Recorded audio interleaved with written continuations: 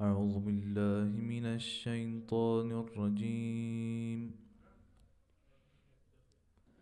بسم الله الرحمن الرحيم. ياسين والقرآن الحكيم إنك لمن المرسلين على صراط مستقيم تنزيل العزيز الرحيم لتنذر قوما ما أنذر آباؤهم فهم غافلون. لقد حق القول على أكثرهم فهم لا يؤمنون. إنا جعلنا في أعناقهم أغلالا فهي إلى الأذقان فهم مقمحون. وجعلنا من بين أيديهم سدا ومن خلفهم سدا فأغشيناهم فهم لا يبصرون. وسواء عليهم أأنذرتهم أم لم تنذرهم لا يؤمنون.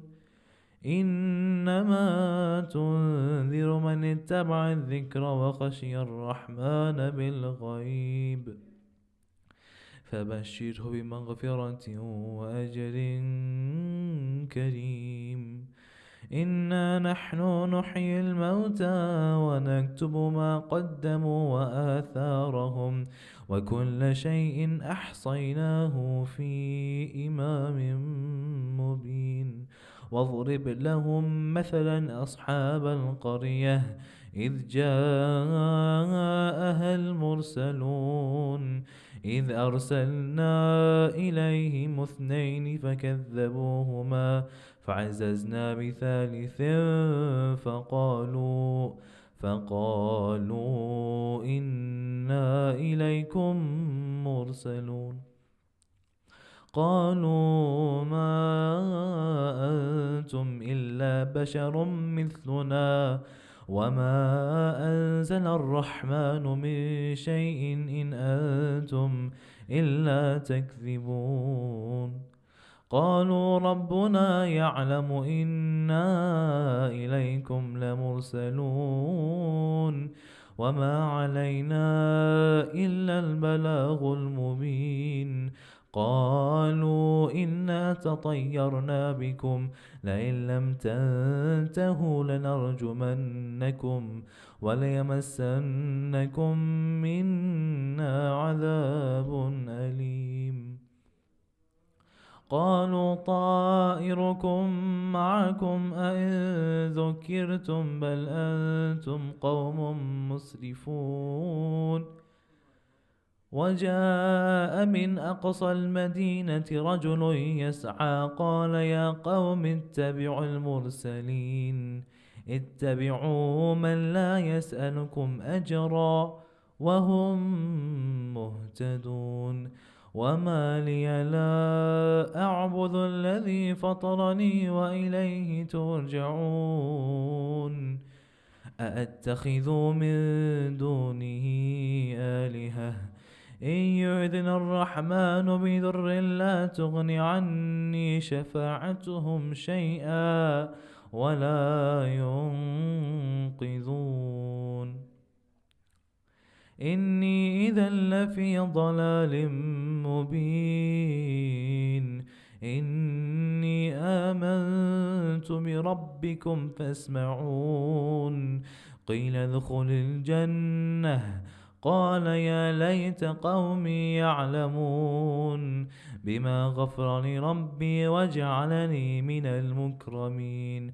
وما أنزلنا على قومه من بعده من جند من السماء وما كنا منزلين. إن كانت إلا صيحة واحدة فإذا هم خامدون. يا حسرة على العباد ما يأتيهم من رسول إلا كانوا به يستهزئون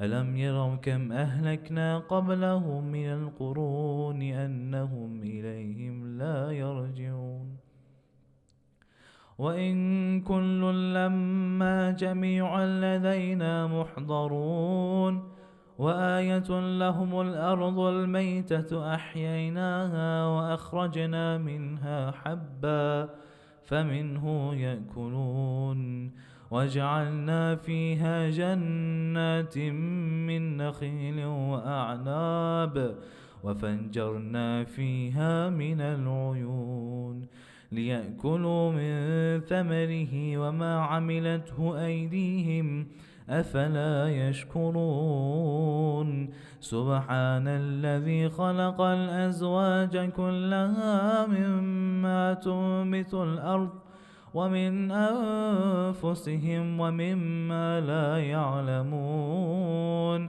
وآية لهم الليل نسلخ منه النهار فإذا هم مظلمون والشمس تجري لمستقر لها ذلك تقدير العزيز العليم والقمر قدرناه منازل حتى عاد كالعرجون القديم لا الشمس ينبغي لها أن تدرك القمر ولا الليل سابق النهار وكل في فلك يسبحون وآية لهم أنا حملنا ذريتهم في الفلك المشحون وخلقنا لهم من مثله ما يركبون وإن نشأ نغرقهم فلا صريخ لهم ولا هم ينقذون إلا رحمة منا ومتاعا إلى حين وإذا قيل لهم اتقوا ما بين أيديكم وما خلفكم لعلكم ترحمون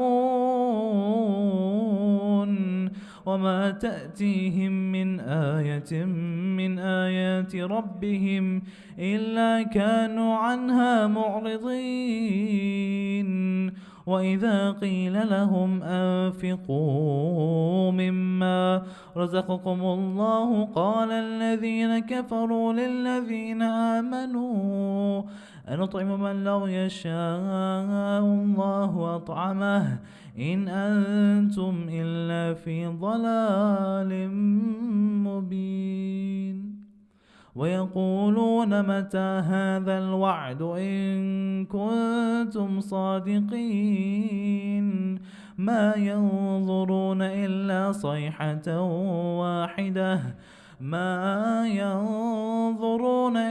صيحة واحدة تأخذهم وهم يخصمون فلا يستطيعون توصية ولا إلى أهلهم يرجعون ونفخ في الصور فإذا هم من الأجداث إلى ربهم ينسلون قالوا يا ويلنا من بعثنا من مرقدنا هذا ما وعد الرحمن وصدق المرسلون إن كانت إلا صيحة واحدة فإذا هم جميعا لدينا محضرون فاليوم لا تظلم نفس شيئا ولا تجزون إلا ما كنتم تعملون إن أصحاب الجنة اليوم في شغل فاكهون هم وأزواجهم في ظلال على الأرائك متكئون لهم فيها فاكهة ولهم ما يدعون سلام قولا من رب رحيم. وامتازوا اليوم أيها المجرمون ألم أعهد إليكم يا بني آدم ألا تعبدوا الشيطان إنه لكم عدو مبين وأن اعبدوني هذا صراط مستقيم. ولقد أضل منكم جبلا كثيرا أفلم تكونوا تعقلون. هذه جهنم التي كنتم توعدون اصطوها اليوم بما كنتم تكفرون. اليوم نختم على أفواههم وتكلمنا أيديهم وتشهد أرجلهم بما كانوا يكسبون. ولو نشاء لطمسنا على أعينهم فاستبقوا الصراط فأنا يبصرون. ولو نشاء ولمسخناهم على مكانتهم فما استطاعوا مضيا ولا يرجعون. ومن نعمره ننكسه في الخلق أفلا يعقلون. وما علمناه الشعر وما ينبغي له إن هو إلا ذكر وقرآن مبين لينذر من كان حيا ويحق القول على الكافرين. أولم يروا أنا خلقنا لهم مما عملت أيدينا أنعاما فهم لها مالكون. وذللناها لهم فمنها ركوبهم ومنها يأكلون ولهم فيها منافع ومشارب أفلا يشكرون. واتخذوا من دون الله آلهة لعلهم ينصرون. لا يستطيعون نصرهم وهم لهم جند محضرون. فلا يحزنك قولهم إنا نعلم ما يسرون وما يعلنون.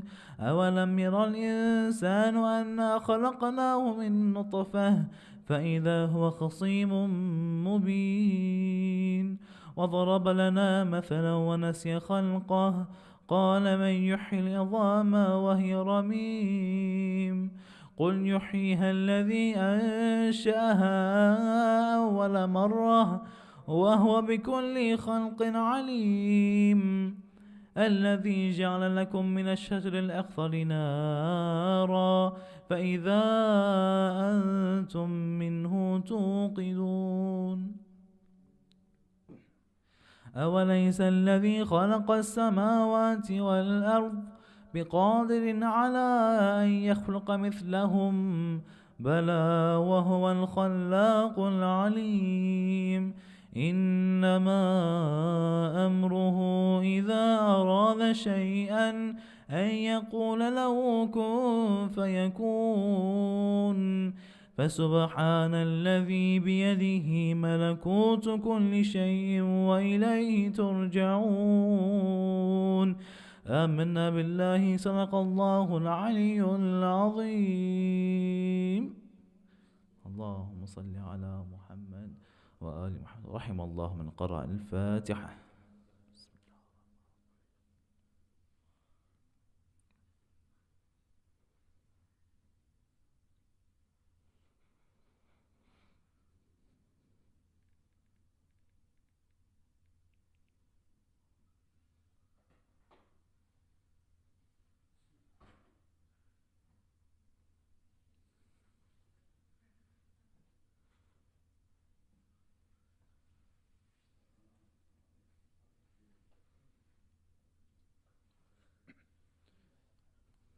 صلوا على محمد وآل محمد.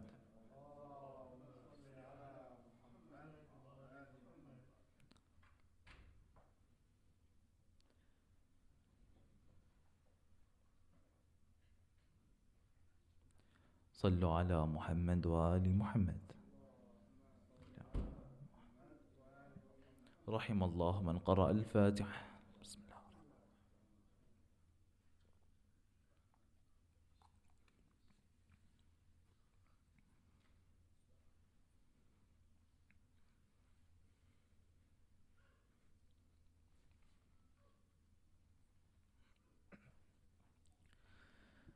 اللهم صل على محمد وآل محمد. اللهم صل على محمد وآل محمد. اللهم صل على محمد وآل محمد. بسم الله الرحمن الرحيم. اللهم إني أسألك برحمتك التي وسعت كل شيء وبقوتك التي قهرت بها كل شيء وخضع لها كل شيء وذل لها كل شيء وبجبروتك التي غلبت بها كل شيء وبعزتك التي لا يقوم لها شيء وبعظمتك التي ملأت كل شيء وبسلطانك الذي على كل شيء وبوجهك الباقي بعد فناء كل شيء وبأسمائك التي ملأت أركان كل شيء وبعلمك الذي أحاط بكل شيء وبنور وجهك الذي أضاء له كل شيء. يا نور يا قدوس يا أول الأولين ويا آخر الآخرين. اللهم اغفر لي الذنوب التي تهتك العصم. اللهم اغفر لي الذنوب التي تنزل النقم. اللهم اغفر لي الذنوب التي تغير النعم. اللهم اغفر لي الذنوب التي تحبس الدعاء. اللهم اغفر لي الذنوب التي تقطع الرجاء.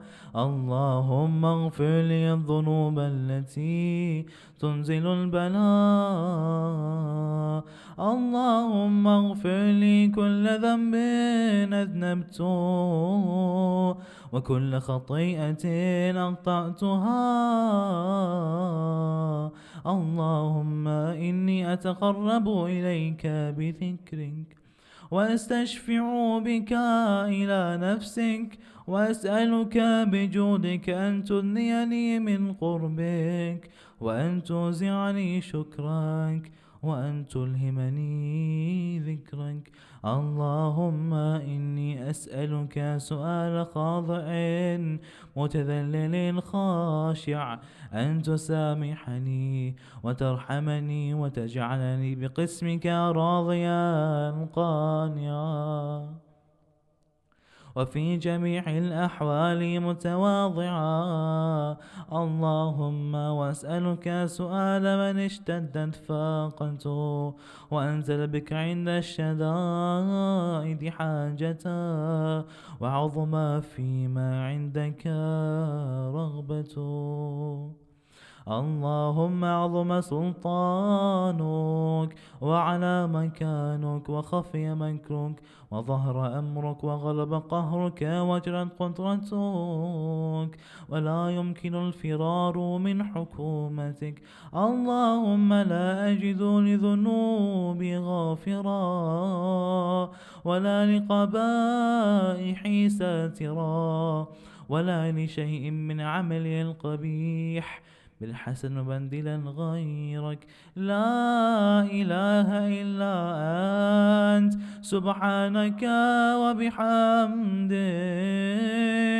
ظلمت نفسي وتجرأت بجهلي، وسكنت إلى قديم ذكرك لي ومنك علي. اللهم مولاي كم من قبيح سترتا، وكم من فادح من البلاء أقلتا، وكم من عثار وقيتا، وكم من مكروه دفعت، وكم من ثناء جميل لست أهلا له نشرت. اللهم أعظم بلائي وأفرط بي سوء حالي، وقصرت بي أعمالي، وقعدت بي أغلالي، وحبسني عن نفعي بعد آمالي، وخدعتني الدنيا بغرورها، ونفسي بجنايتها ومطالي. يا سيدي فأسألك بعزتك ألا يحجب عنك دعائي سوء عملي وفعالي، ولا تفضحني بخفي ما اطلعت عليه من سري، ولا تعاجلني بالعقوبة على ما عملته في خلواتي من سوء فعلي وإساءتي ودوام تفريطي وجهالتي وكثرة شهواتي وغفلتي. وكن اللهم بعزتك لي في كل الأحوال رؤوفا، وعلي في جميع الأمور عطوفا. إلهي وربي من لي غيرك، أسأله كشف ضري والنظر في أمري. إلهي ومولاي أجريت علي حكما اتبعت فيه هوى نفسي، ولم أحترس فيه من تزيين عدوي، فغرني بما أهوى وأسعده على ذلك القضاء،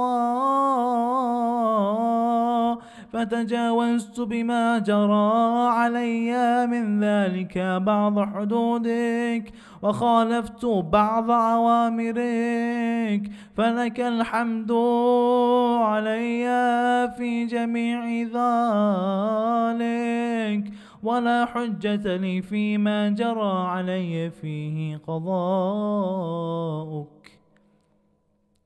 وألزمني حكمك وبلاؤك،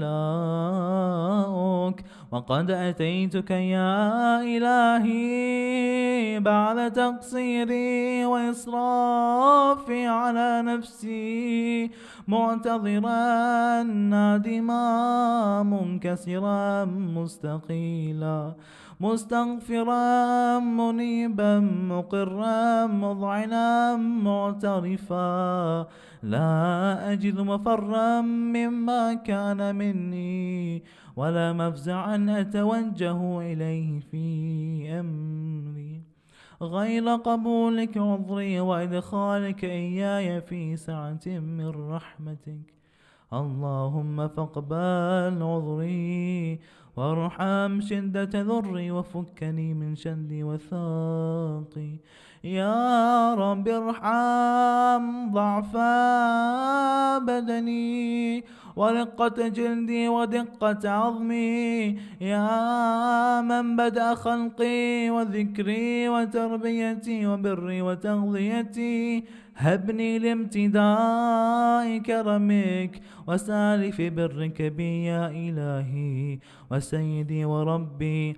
أتراك معذبي بنارك بعد توحيدك، وبعد ما انطوى عليه قلبي من معرفتك، ولهج به لساني من ذكرك، واعتقضه ضميري من حبك، وبعد صدق اعترافي ودعائي خاضعا لربوبيتك. هيهات أنت أكرم من أن تضيع من ربيت أو تبعد من عدنيت أو تشرد من آويت أو تسلم إلى البلاء من كفيته ورحمته. وليت شعري يا سيدي وإلهي ومولاي أتسلط النار على وجوه خرت لعظمتك ساجدة، وعلى ألسنه نطقت بتوحيدك صادقة وبشكرك مادحة، وعلى قلوب اعترفت بإلهيتك محققة، وعلى ضمائر حوت من العلم بك حتى صارت خاشعة، وعلى جوارح سعت إلى أوطان تعبدك طائعة، وأشارت باستغفارك مضعنة. ما هكذا الظن بك، ولا أخبرنا بفضلك عنك يا كريم يا رب، وأنت تعلم ضعفي عن قليل من بلاء الدنيا وعقوباتها، وما يجري فيها من المكاره على أهلها، على أن ذلك بلاء مكروه قليل مكثور يسير بقاء قصير مدته، فكيف احتمالي لبلاء الآخرة وجليل وقوع المكاره فيها، وهو بلاء تطول مدته ويدوم مقامه، ولا يخفف عن أهله، لأنه لا يكون إلا عن غضبك وانتقامك وسخطك، وهذا ما لا تقوم له السماوات والأرض يا سيدي. فكيف لي وأنا عبدك الضعيف الذليل الحقير المسكين المستكين، يا إلهي وربي وسيدي ومولاي، لأي الأمور إليك أشكو ولما منها ضج وأبكي، ليلي من عذابي وشدته أم لطول البلاء ومدته، فلئن صيرتني للعقوبات مع أعدائك وجمعت بيني وبين أهلي بلائك وفرقت بيني وبين أحبائك وأوليائك، فهبني يا إلهي وسيدي ومولاي وربي. صبرت على عذابك، فكيف أصبر على فراقك؟ وهبني صبرت على حر نارك، فكيف أصبر عن النظر إلى كرامتك؟ أم كيف أسكن في النار ورجائي عفوك؟ فبعزتك يا سيدي ومولاي أقسم صادقا، لئن تركتني ناطقا لأضجن إليك بين أهلها ضجيج الآملين، ولأصرخن إليك صراخ المستسلخين، ولأبكين عليك بكاء الفاقدين، ولا أنادينك أين كنت يا ولي المؤمنين، يا غاية آمال العارفين، يا غياث المستغيثين، يا حبيب قلوب الصادقين، ويا إله العالمين. أفتراك سبحانك يا إلهي وبحمدك تسمع فيها صوت عبد مسلم سجن فيها بمخالفته، وذاق طعم عذابها بمعصيته، وحبس بين أطباقها بجرمه وجريرته، وهو يضج إليك ضجيجا مؤملا لرحمتك، ويناديك بلسان أهل توحيدك، ويتوسل إليك بربوبيتك يا مولاي. فكيف يبقى في العذاب وهو يرجو ما سلف من حلمك؟ أم كيف تؤلمه النار وهو يأمل فضلك ورحمتك؟ أم كيف يحرقه لهيبها وأنت تسمع صوته وترى مكانه؟ أم كيف يشتمل عليه زفيرها وأنت تعلم ضعفه؟ أم كيف يتقلقل بين أطباقها وأنت تعلم صدقا؟ أم كيف تزجره زبانيتها وهو يناديك يا ربا؟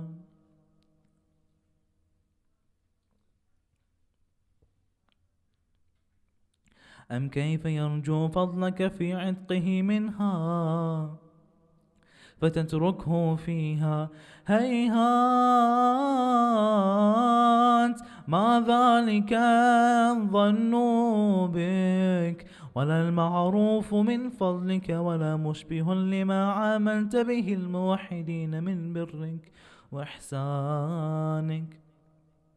فباليقين أقطع لولا ما حكمت به من إخلاد معانديك، لولا ما حكمت به من تعذيب جاحديك، وقضيت به من إخلاد معانديك، لجعلت النار كلها بردا وسلاما، وما كان لأحد فيها مقرا ولا مقاما، لكنك تقدست أسماؤك،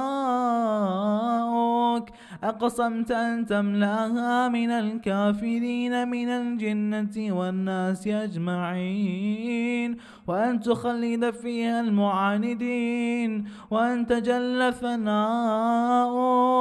قلت مبتدئا وتطولت بالإنعام متكرما، أفمن كان مؤمنا كمن كان فاسقا لا يستوون.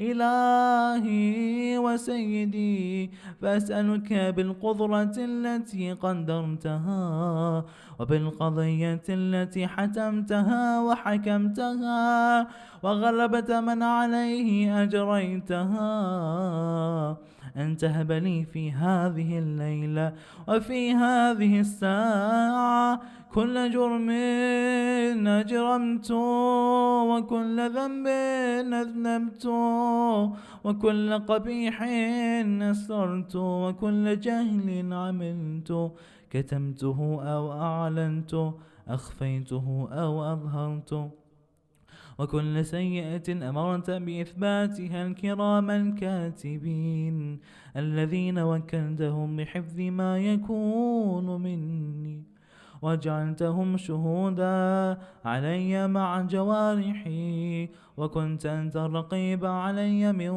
ورائهم، والشاهد لما خفي عنهم، وبرحمتك أخفيتا، وبفضلك سترتا، وأن توفر حظي من كل خير أنزلت، أو إحسان فضلت، أو بر نشرت، أو رزق بسطت، أو ذنب تغفر، أو خطأ تستر، يا ربي يا ربي يا رب، يا ربي يا ربي يا رب، يا ربي يا ربي يا رب.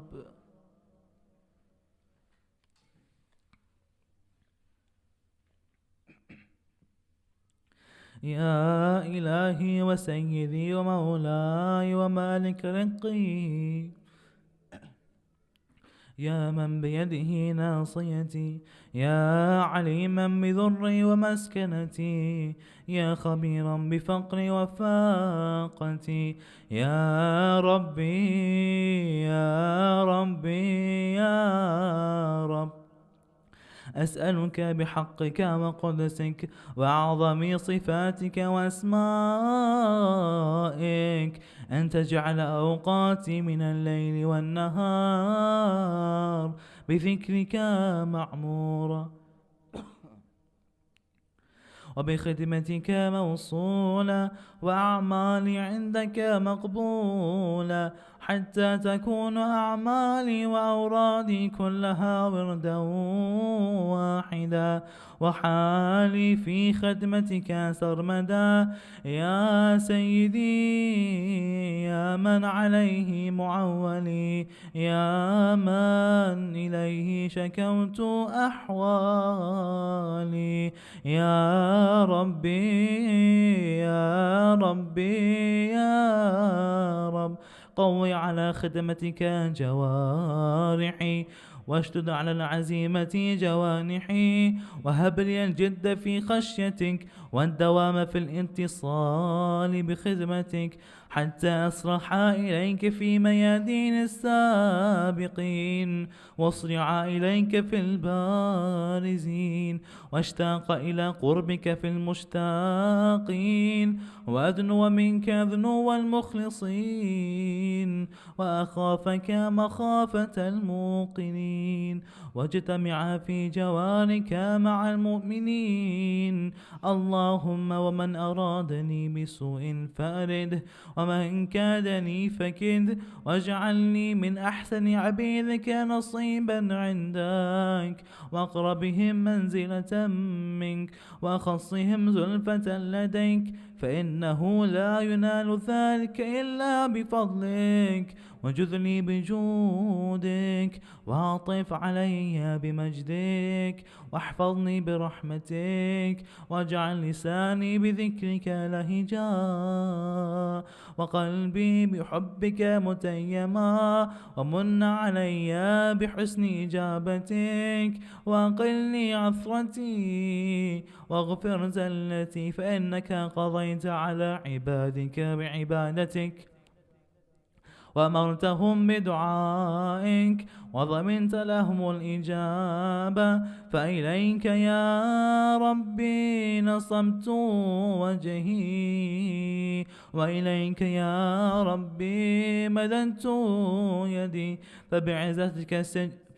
فبعزتك استجب لي دعائي، وبلغني مناي، ولا تقطع من فضلك رجائي، واكفني شر الجن والإنس من أعدائي، يا سريع رضا يا سريع رضا يا سريع الرضا، اغفر لمن لا يملك إلا الدعاء، فإنك فعال لما تشاء، يا من اسمه دواء، وذكره شفاء، وطاعته غنى، ارحم من رأس ماله الرجاء، وسلاحه البكاء، يا سابغ النعم، يا دافع النقام، يا نور المستوحشين في الظلام، يا عالما لا يعلم، صل على محمد وآل محمد، وافعل بما أنت أهله، وصلى الله على رسوله والأئمة الميامين من آله، وسلم تسليما كثيرا كثيرا. اللهم صل على محمد. رحم الله من قرأ الفاتحة. بسم الله الرحمن الرحيم.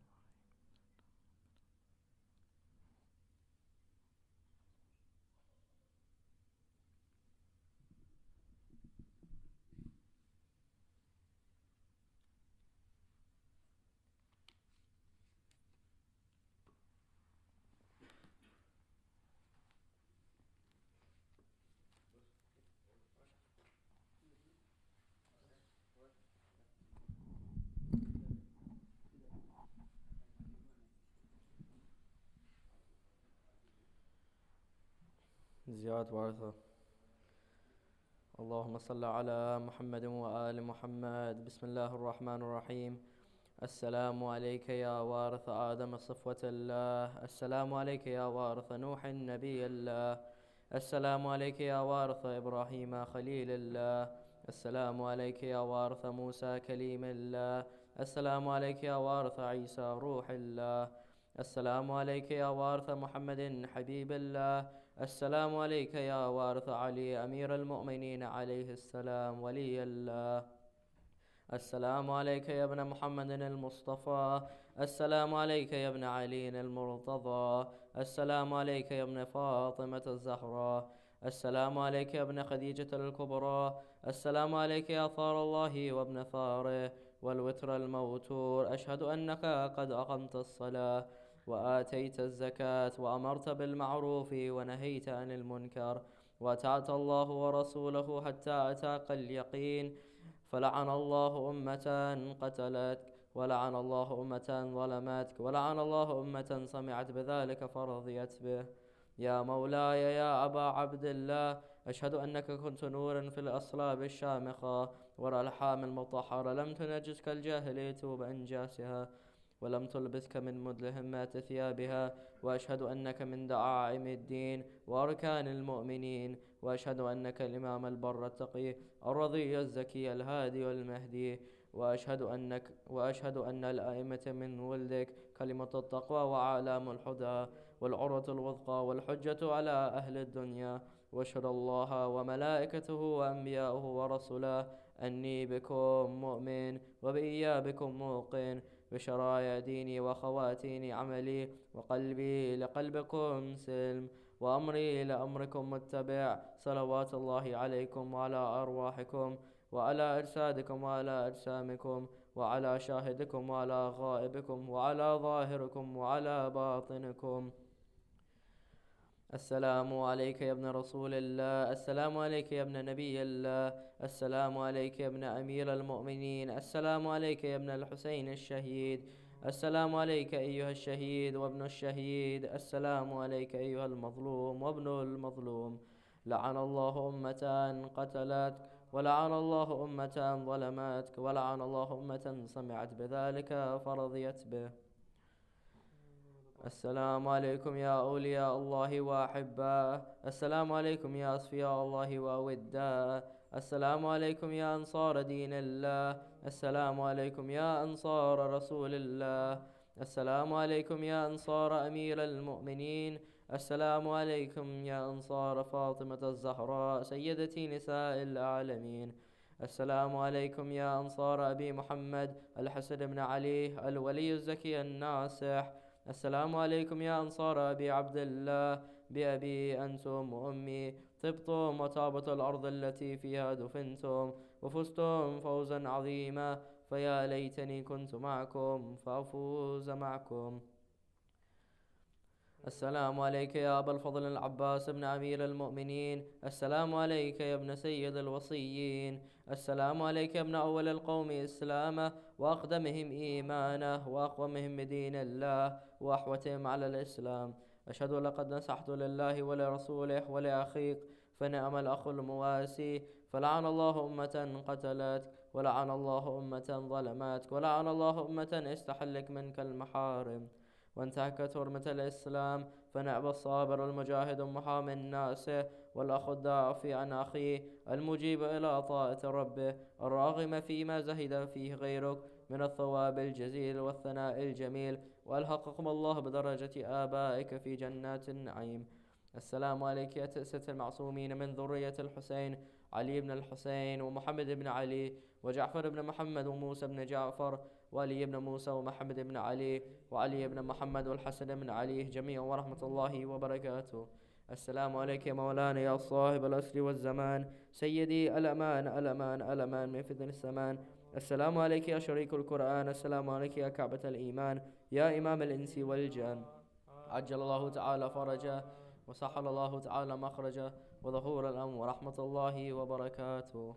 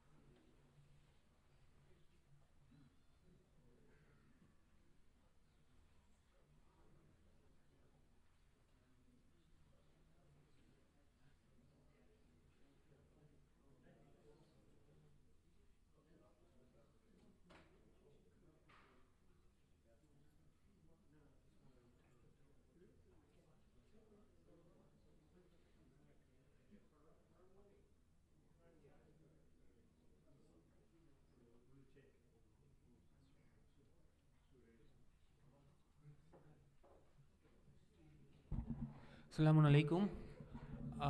We have been delayed by 5 minutes. We'll start the interactive session in 5 minutes, so please bear with us.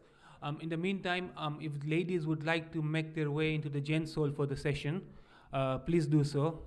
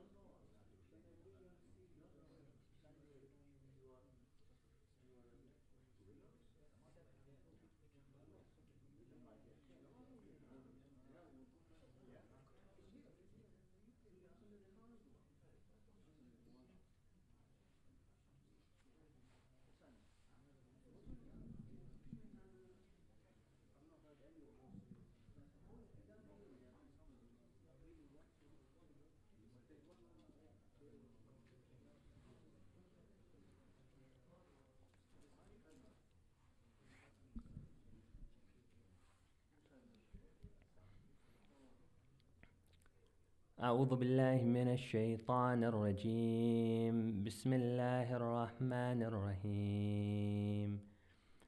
إذا السماء انفطرت وإذا الكواكب انتثرت وإذا البحار فجرت وإذا القبور بعثرت علمت نفس ما قدمت وأخرت. يا أيها الإنسان ما غرك بربك الكريم الذي خلقك فسواك فعدلك في أي سورة ما شاء ركبك. كلا بل تكذبون بالدين وإن عليكم لحافظين كراما كاتبين يعلمون ما تفعلون. إن الأبرار لفي نعيم وإن الفجار لفي جحيم يصلونها يوم الدين وما هم عنها بغائبين. وما أدراك ما يوم الدين ثم ما أدراك ما يوم الدين يوم لا تملك نفس لنفس شيئا والأمر يومئذ لله. صدق الله العلي العظيم.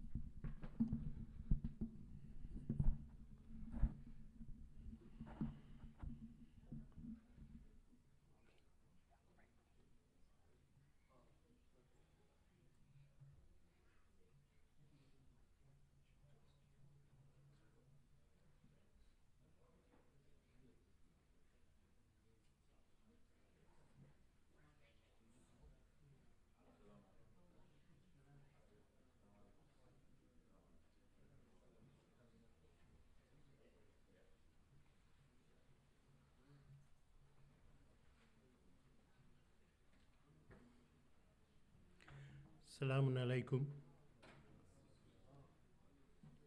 Tonight's majlis is sponsored for the Runa Sawab of Marhum Muhammad Rafiq Bimani and also for the Runa Sawab of Marhuma Masuma Manzoor Ali Kanani. Please recite Surah Fatiha for the Marhumin of the sponsor, the names displayed on the screen, and all the Marhumin. Suratul Mubarakatul Fatiha.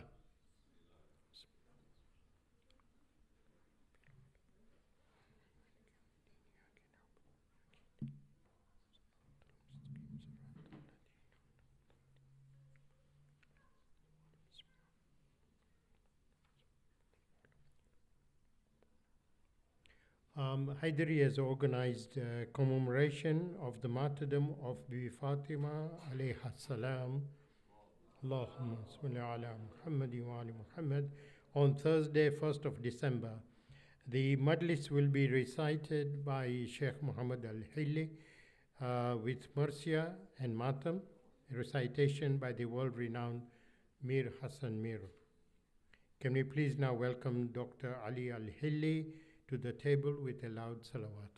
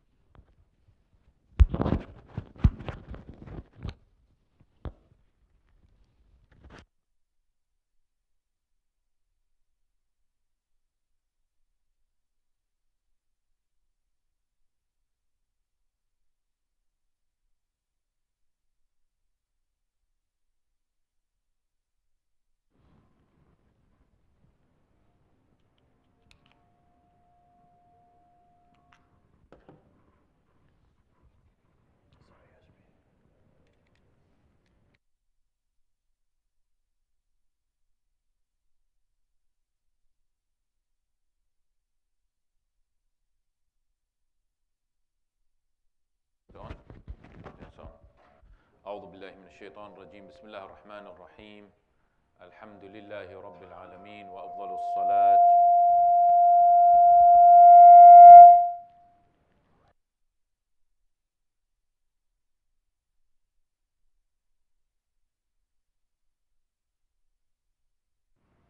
Switch on?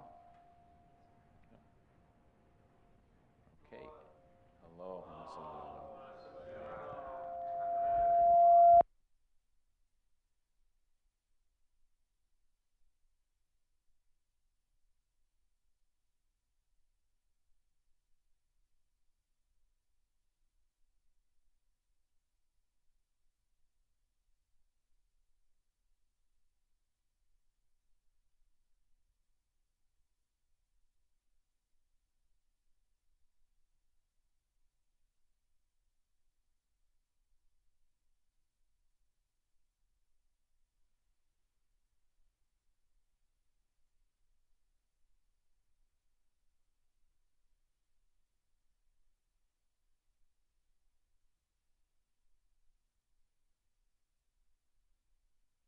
Okay, thank you. Laylatul Jum'ah.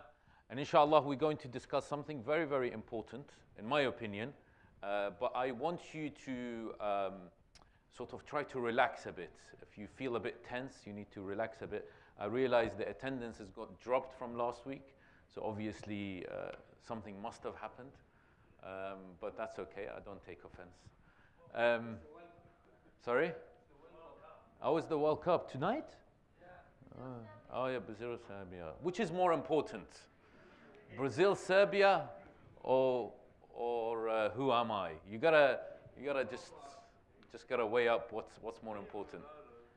Okay, so today, inshallah, my dear sisters and brothers, we'll be talking about the question of who am I? And the reason why I chose this is because of the saying that says, if you من عرف ربه من عرف نفسه فقد عرف ربه. Yes.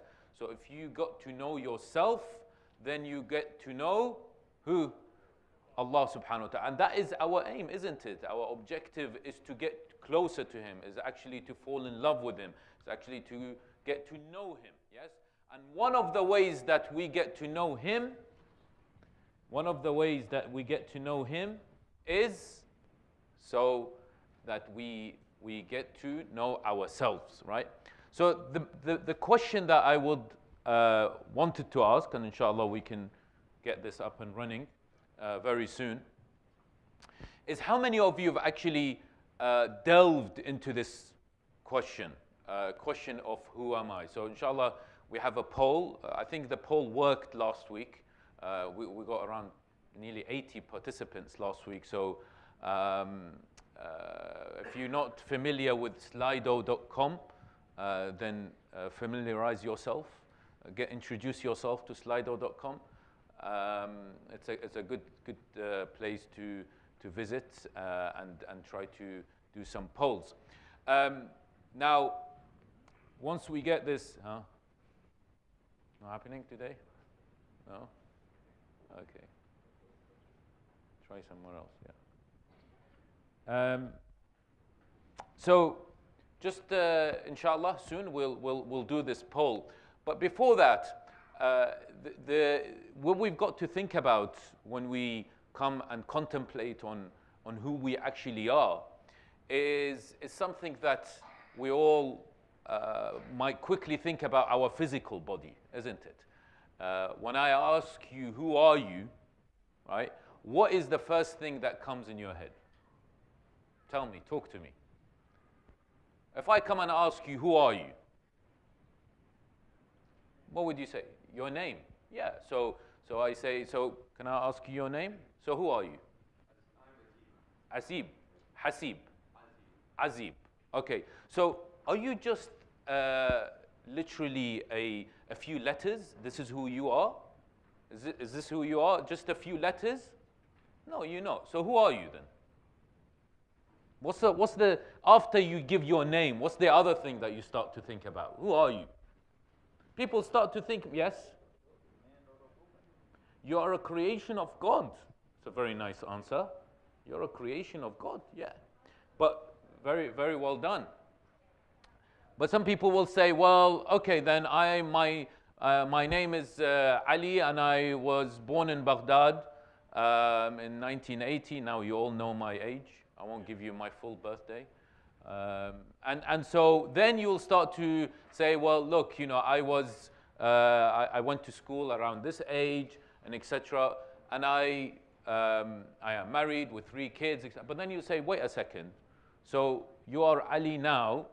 When you are married and 3 kids, you are Ali. Then what were you before you got married and had 3 kids? Okay? So it's always these fluctuating things. And you say, okay, my weight is this and my height is that. But these things change. But who are you really? Yeah. So what we want to ask the question today is this. Have you ever, and I really want you to answer this properly. Please don't say yes if you haven't. Have you ever reflected into who you really are? So what I mean by reflected isn't just thought about it, but actually sat down, did some work, done some really good reflections and contemplations into finding out who you really are. So if you don't know how to use Slido, go to slido.com and put in 2698831. So we've had 9 people already. Have you really thought about who you are, right? And please answer it as honestly and frankly as possible. So that's good. So majority of people thus far, although the no's are increasing, they're still increasing.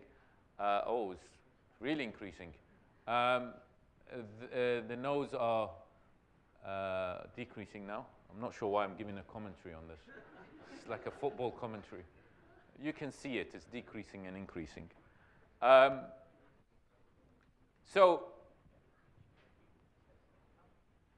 it looks like maybe half, or no, 60%, 60 to So I would love to have, love to speak to the people who have said yes, because what is it that you've gone through? Can someone tell me here? Whoever said yes, can you tell me what actually you've done to reflect on who you really are?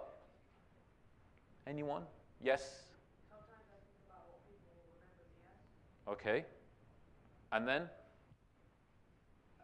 about what I've done Mm-hmm. that people will remember me as. But does that really define who you are? So if you're, for example, do you play football? You look like someone who plays football. You play football, right? So you're a footballer, right? You play always good football and you score lots of goals and you're a striker and things like that. But then do you want people to remember you as like, you're a good footballer? Is that who you are? If I was to ask you, who are you? Would you say, yeah, I'm that footballer?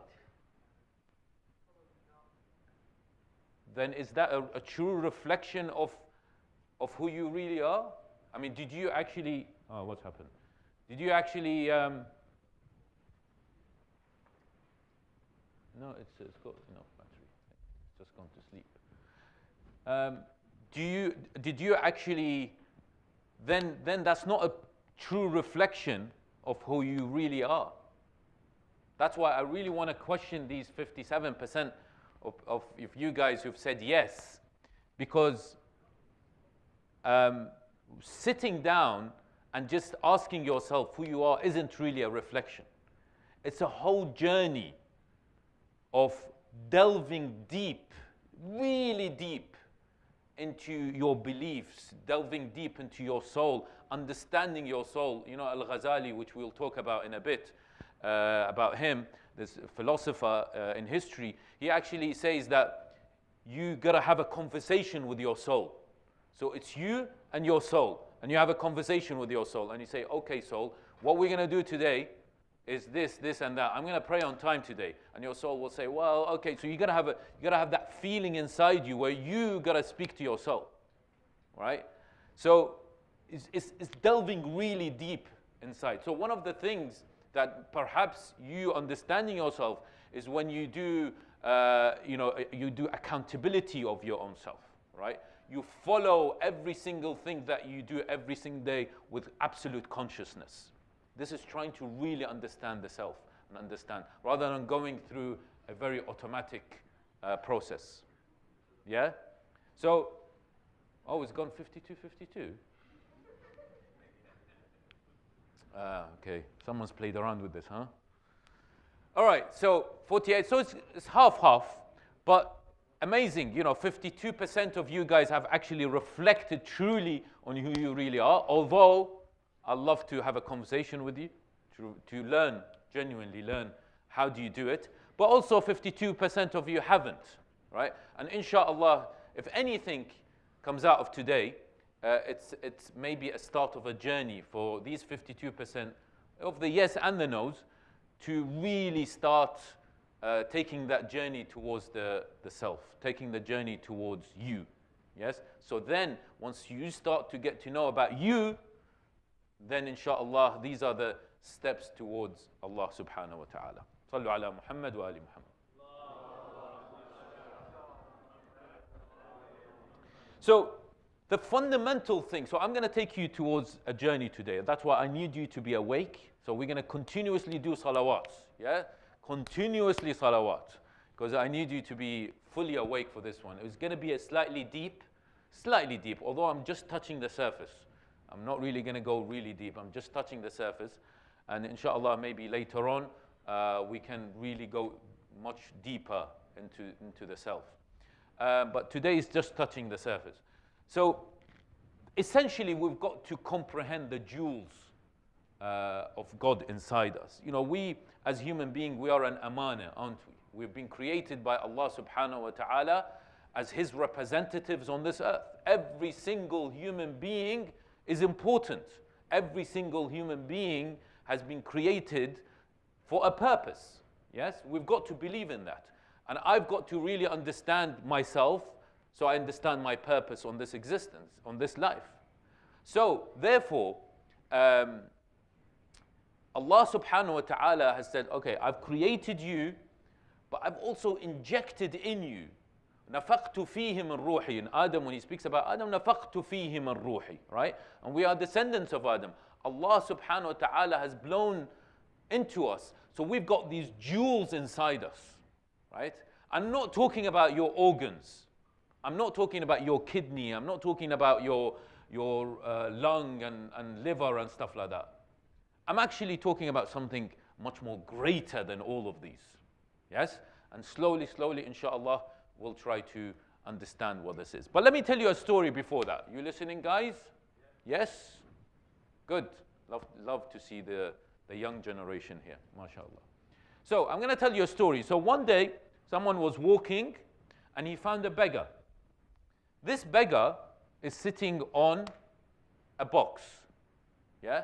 He's sitting on the box, but the box was closed. So he's sitting on the box.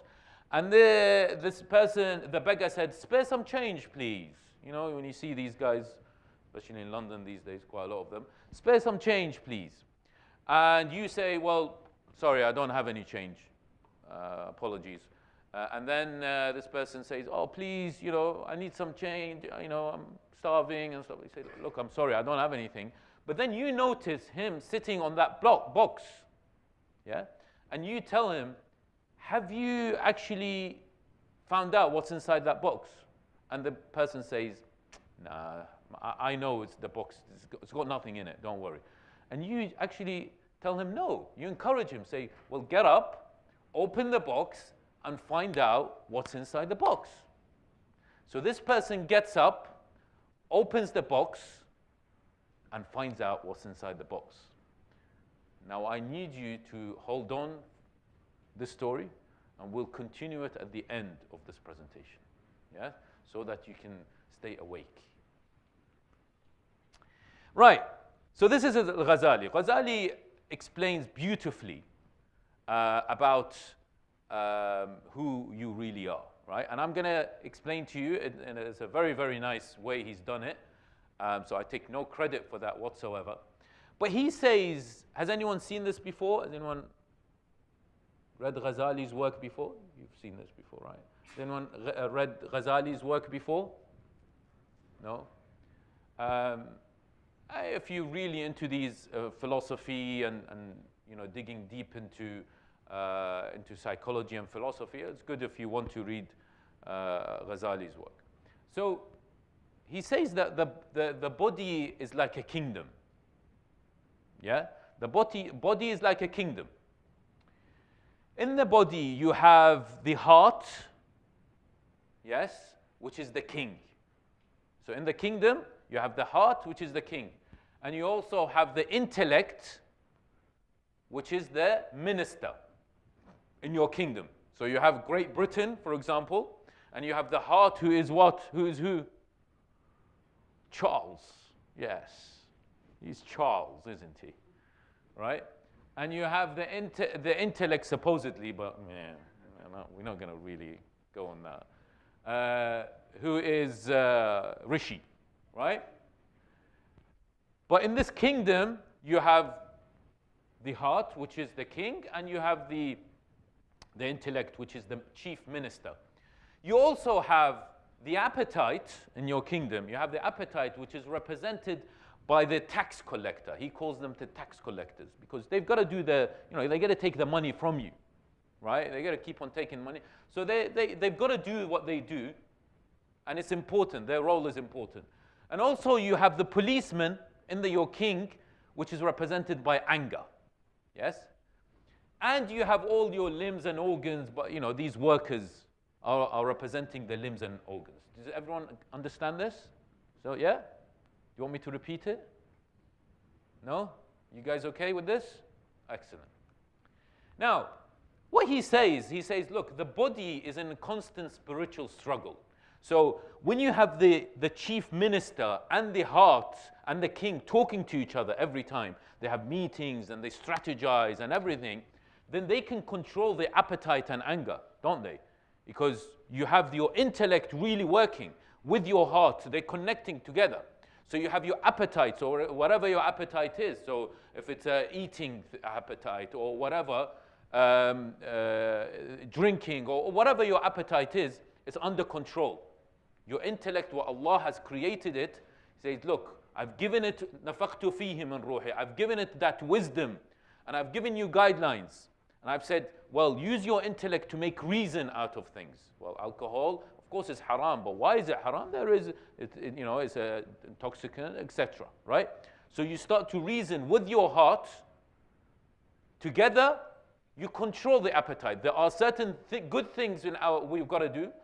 We use our appetite, and there are certain things that are, of course, haram. And also with anger, because can anger be good? Or no? Is anger always bad? Huh? Sometimes. Why is it sometimes good?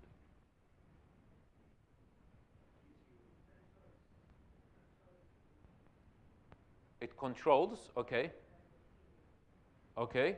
Anyone else? Why is anger good sometimes? Why did Allah subhanahu wa ta'ala create anger and the policeman in a kingdom? Yes. Ahsant. Ahsant. Barakallahu feek. If we don't have anger within us, if we see oppression in front of us, like for example the Palestine conflict, right? You see the injustice, you see Yemen, you see the injustice going on, yes? So you get angry.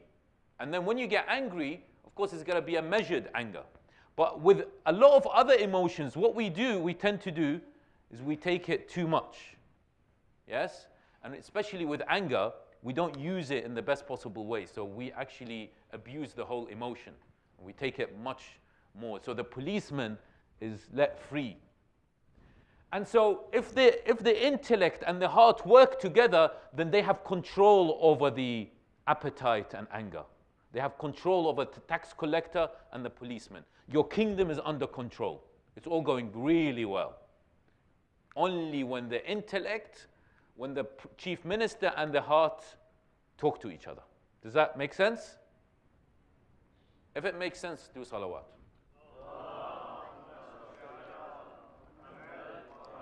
I told you, today is going to be a bit like this, so forgive me. But inshallah, we'll get to a conclusion.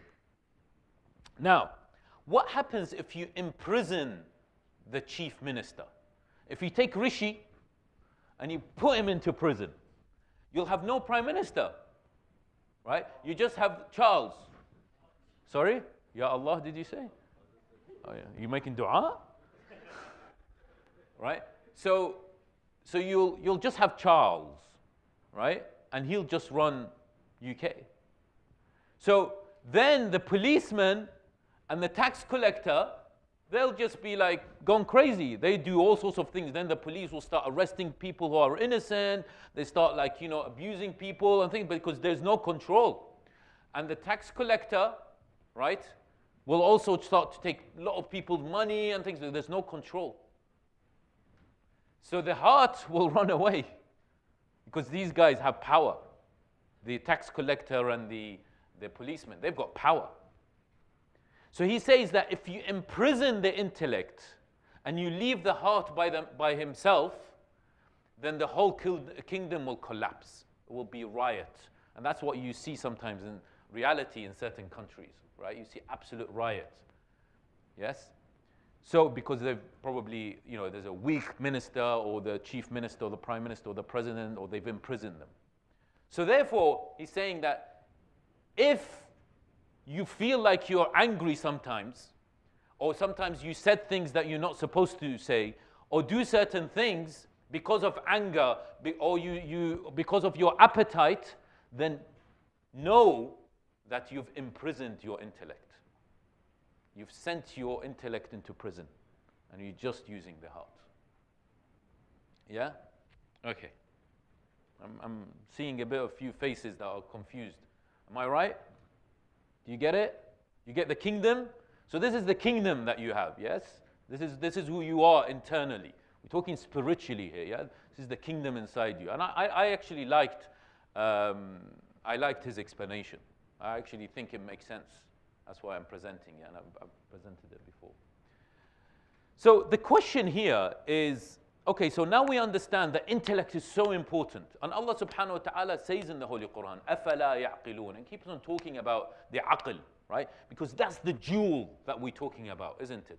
That's the jewel that Allah subhanahu wa ta'ala has gifted us and no other creation of His. Do the animals have intellect? No, they don't. Do the malaika have intellect? No, they don't. Do the other creations of God have intellect, this aql? No, they don't. Because Allah has chosen you and I to be His representative, and He's given us a gift. He says, here you go. Every single one of you is a gift for you. But what we've done, majority of people in the world, in my opinion, what have they done? They've imprisoned the intellect. They've taken the intellect and threw him in prison, and they're just using their emotions and everything else, right? But they don't use their intellect to make reason. There's no reason. That's why our actions are sometimes missing. And so when we get angry, when the two spouses, when the husband and the wife, they fight and it's all anger, this is when the intellect is imprisoned. When you become angry at your children and you lose it, you've imprisoned the intellect. Yeah? And I can give you so many examples, personal examples. This is live, right? This is live? No personal examples.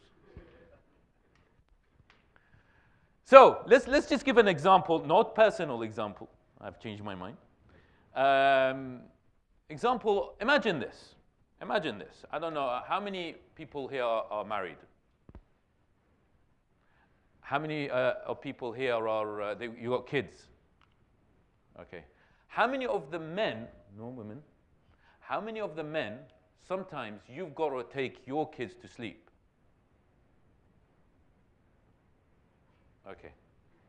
So imagine this. Imagine this. So you know, it's 8 o'clock. It's time for bed for the kids, and your wife is there, sitting down, watching TV, and eating popcorn. Imagine. Okay. Imagine. It's all imagination. All right. I'm not saying it's happening. Imagine. Okay. So she's there, you know, eating popcorn and says, "Safraz." Sorry, that's the only name I know here. Safraz, take the kids to sleep, please. So then what happens? You don't mind me. So Safraz comes in and he says, okay, what's the first thing that happens? Safraz actually has a visual. He looks at the situation. He hears the situation. So there's a lot of senses going on, right? And then a thought pops into his head. Say, well, why is it that she's sitting down watching TV, right? Probably some Turkish soap opera, right? And this is what Iraqis do. You guys don't do these things, you know? Okay, probably Indian then. And I have to go and take the kids to sleep, right? So what happens then is slowly, there was a rage, you know, building up inside. The thought is now being translated into action, yes? And so the thought comes in slowly. Yalla, what's the name of your child? Noah. No, your children. Ali. So Ali comes in. Come on, Ali, come on, Ali. And there's a bit of a rage, you know, taking Ali upstairs, you know, to his bed, you know, but still, you know, inside it was just like rage building. You know, why is it? Why do I have to do it? You know, why can't she do it, right? So, you know, rage building, and then put Ali to sleep and stuff like that, and then come downstairs and she's still having the popcorn and watching the TV, right? And you say, well, you know, what's going on here? Well, why didn't you take them? And then there will be a particular conflict, shall we say, right? Let's have that story, put that aside. So I put two stories aside, yes? Do you remember the first story? What's the first story? Yeah, the what? The beggar. Yeah, the beggar. And now this Safra story. Let's call it the Safra story. He's going to hate me after this. Right. So we're moving on now from intellect, from the kingdom. Remember, the intellect. Everything will come together. Trust me on this. You've got to trust me, right? How long do I have? 25 minutes. I think it's enough. So everything will come together. But now we're moving in slightly more inside the mind. Yeah? Inside here. Right? And we're asking the question, what is a thought? Please don't write an essay.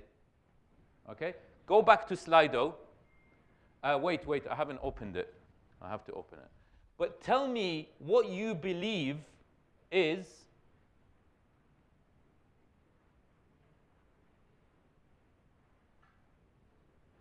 tell me what you believe is a thought. What is a thought? Give me one word, 2 words maximum. What is a thought? See what you guys say. You know the thoughts that come inside your head, popping every time? What is it?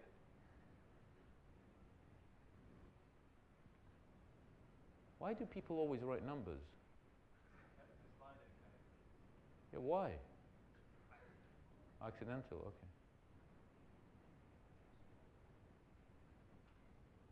Lack of appreciation. Is that a thought?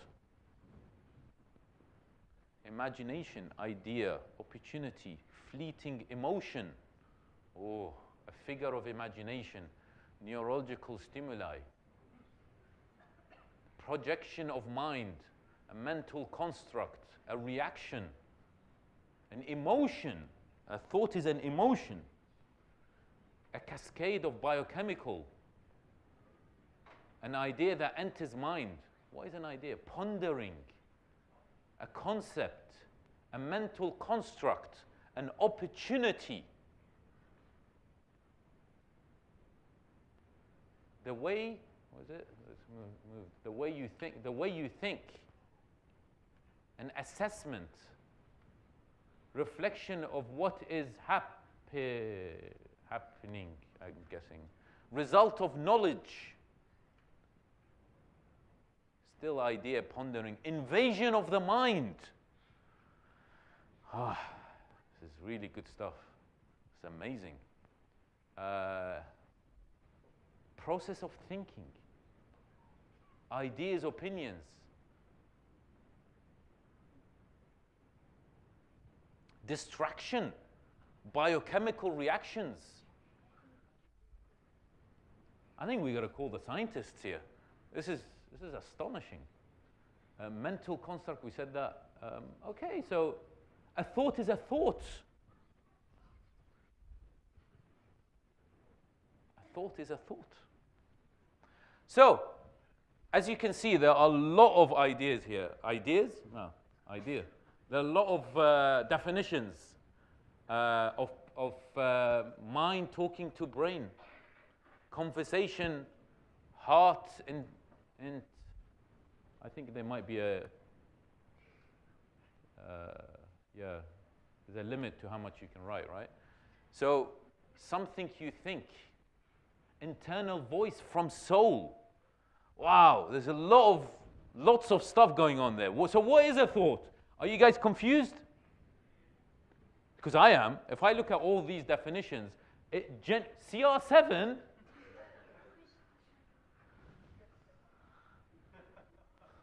CR7 is a thought. So if I look at this, all this, I'm actually proper confused because they're all very different. A lot of them are very different. Very different definitions of what a thought is. Yeah? It just shows that maybe we haven't really thought about what a thought is. Right? Has anyone here, just a show of hands, has anyone actually delved into, not you, has anyone actually delved into what a thought is before? Really, just sort of stopped and thought, what is a thought? Anyone? Wow, that's amazing. No one here, except, I don't know, did I see any hands here? Just one. Are you sure? Yeah. Oh, mashallah, you have. Excellent. Well done. Amazing. I think that's the best definition out of all these. Curry. All right, let's stop this now. CR7, curry. I don't know what is going on here. I think someone's hungry. So, what was I wanting to say? So, you know that they say, scientists say, that we get around, sorry, 1 second, I'll just switch off my, we get around 60 to 70,000 thoughts per day. And only 5% of these 60 to 70,000 thoughts per day, only 5% are new thoughts. 95% are the same thoughts every single day. And no wonder why you haven't actually paused and thought about, because you run on automatic engine. Just everything sort of happens the same. Everything is the same every single day. Yeah? When you get up on the same side of bed, right? You don't try to get up on the other side. No, you get up on the same side. You open the door with the same hands. You go and brush your teeth with the same hand, the same toothbrush. Then you go have the same breakfast, right? The same time. Go in the car, the same route. Get to work if you're working from home, or you get to work and you see the same people who are going to actually press those buttons of yours, annoy you and not annoy you, right? You do the same work, literally, and then you go back the same route. You get home, and then if you're Safras, you're going to take the kids to sleep, right? And so you got to go and have your dinner. Very similar dinner. It's always curry, right? And then, so it's the same. And then you might watch some TV or read a bit of a book, and then you go to sleep in the same place, right? And then your next day starts again. So usually 95% of your daily life is all the same thing. We run on autopilot, yeah? And so that's why I'm not surprised that hardly anyone has actually stopped. Remember, knowing ourselves? Just sit down. Think about you. Think about who you really are. Think about your thoughts. You're getting 60 to 70,000 thoughts per day, and you haven't even stopped to think about your thoughts and ponder on your thoughts. Yeah? Don't you see this is quite astonishing? Or is it just me? That our life is just so fast, that we haven't even stopped to think about ourselves. Yeah? So thoughts, I mean, yes, there are a lot of definitions, but generally speaking, thoughts are a form of information. They're forms of information. They form from our result of our senses, our environment, our experiences, and our events. Yeah? So it depends where your environment is, so your thoughts are created based on your environment, based on your senses. Remember what Safraz did? He came in, he saw his wife sort of eating popcorn and seeing TV. I'm so sorry about all this. Forgive me. I hope your wife forgives me, right? And then, you know, he took up. So it's all about the visual, and then the thought came in, yeah. And so therefore, the thoughts they often trigger emotions. So the way it works, right? So when he came in, he saw, part of the senses. He saw. She was watching TV, and then she told him, go and take the kids. So then a thought came into his head. Yes? It's a form of based on senses. A thought appeared on his head. And then the thought said, well, why you? So what happened then is when the thought said, why you, right? You've got something called the ego. Yes? You've all heard of the three-letter word, the ego. The ego said, okay, wait a second here. This is threatening me now. Remember, nothing threatens the ego. Yeah? So they say, especially in men. Hey, what's going on, man? Right? No threatening me. Right? So the thought said, the ego said, wait, what's going on? What's happening here? Right? And the mind went, okay, that's fine. Don't worry about it. What we'll do is we're going to create some emotions, right, that will strengthen your ego, strengthen the ego. So he's talking to the ego. He's saying, hey, ego, don't worry, you've been threatened now, because, you know, why is she telling me to go and take the kids upstairs? Why can't she do it? That's threatening my ego. Yes? So the thought is, the ego is saying, well, I'm being threatened. The mind comes and says, oh, okay, calm down, everyone. I know we have a critical situation here. Calm down. What we're going to do is we're going to generate emotions, and the thoughts are going to generate the emotions. That thought is going to generate emotion. What sort of emotion is it going to generate? Anger, yes. It's going to generate anger. And so when it generates anger, the ego will say, yes, now I can talk. Because, and then the ego says, yes, go on, say it more. And say, come on, more than that. Until, and then 1 hour later, you regret. Because then you move into the intellect. At that time, you imprison the intellect. When you started to empower the ego. Yes? When you started to empower the ego through the thought and emotions, then you've imprisoned the intellect, and then you've tried to reassure the ego that don't worry about it. But then later on, 1 hour after your emotions are relaxed, right? Then the intellect comes out, is freed. Then you think, oh, I shouldn't have shouted. How many people have done that? Yeah? So when you go through an angry time, and then like an hour afterwards, when you sort of calm down, because your intellect, you've allowed your intellect to think, you've rationalized things, and you say, well, I wish I didn't let the emotions take over.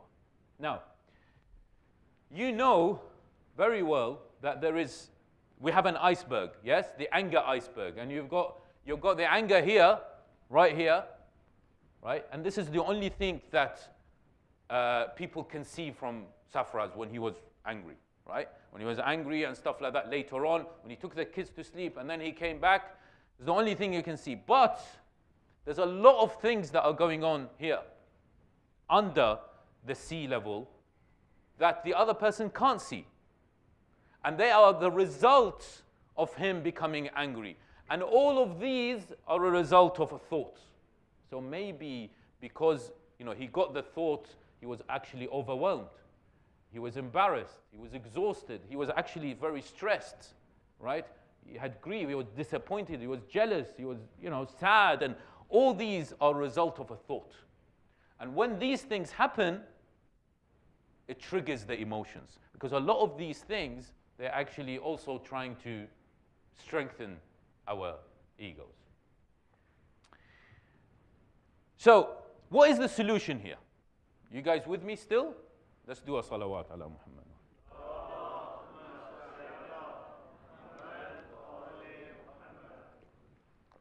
I hope I haven't confused people. Have I confused you? It's a bit, I don't know if it's good for a night topic, but I thought it's important we talk about it. I've talked about this before, but I don't think in this community. So, and I truly believe that we've got to, at least what you can come out with today is let's spend some time knowing ourselves, right? If there's nothing you understood, but let's just sit down, just really try to dig deep into the self. So, in my humble opinion, and you might disagree with this, but in my humble opinion, the only way that we can actually not imprison the intellect on these situations, especially these situations where we're faced with some potential conflict, when a thought potentially can lead to a conflict, yes? Remember, thought can lead to an action, is when we step back from the thoughts and the chatter. So, imagine that, remember these 60 to 70,000 thoughts are like, all these thoughts are in a stream, water, yeah? What we tend to do is we believe that these 60 to 70,000 thoughts per day are our doing, our making. So these thoughts define who I am. So if I ask you, who are you? You say, I am my thoughts. If you are doing this, then you're actually going to go into the stream and you make yourself wet. Whereas what you need to do is you need to get out of the stream. Don't even go in. and step back and just watch the stream pass by. I know this is very theoretical, but we'll get into practical, right? Just step back and watch the stream. Don't get yourself wet. There's no need for you to get yourself wet. Just watch these thoughts pass away. Now, you might say, well, you know, there are good thoughts and there are bad thoughts, but this is where your intellect comes in. Allah has given us the intellect to say, okay, I want you to choose good thoughts, and I want you to choose bad thoughts, and making sure that you don't take the bad thoughts into consideration. Let me give you some examples. What did Ali ibn Abi Talib, salamullahi alayhi, sallu alayhi, in the battle of trenches, you know what happened? Yes? Amr ibn Awid, you remember what happened? In the battle of trenches, when Imam Ali alayhi salam, he asked, Rasul sallallahu alayhi wa he asked companions, he said, who will come and face him? No one. And Ali ibn Abi Talib kept on saying me. And he said, no, you sit down, you're too young, etc. Until at the end, Imam Ali hit him, and then he was on the floor. And just before he was about to kill him, what did he do? He spat on him, didn't he? Why didn't then Imam Ali alayhi salam kill him straight away? But he went back and forth. He went back and forth. His body was lying down here. He went back and forth. And then he went and killed him. Why? In my humble opinion, it's because it was that moment. It was at that moment, because he spat at him, at that moment, the thought came in and said, well, oi, he spat at you. You know, he spat at you. So you've got to kill him because he spat at you. I said, no. Imam Ali his intellect was never imprisoned. His intellect was always present. He never imprisoned the intellect. The intellect said no, because there was a reaction of perhaps a bit of anger. He said, no, I'm just going to calm down a bit, release, not strengthen the ego, because the ego was saying, hey, he's spying you, kill him. No, I know you. The difference between our Imams and the Prophet ﷺ, the Ahlul Bayt, they were absolutely conscious of their thoughts. They were absolutely conscious of their emotions and their intellect. So when the ego was saying, hey, what's going on here? He's spat on you. Kill him. Imam knew that. He heard it. He said, well, I'm not going to do that. So he walked, just so that the anger sort of slowly passes away. And then he killed him. Yes? And also, very similar about, the Prophet ﷺ, when he was faced with people hitting him and throwing things at him and things like that. And why didn't he retaliate? Quickly a thought will come in and say, what about Yusuf alayhi salam? About desires. Yusuf alayhi salam, when Zulaykha, the minister's wife, she trapped him in that room. And you guys know what happened then, right?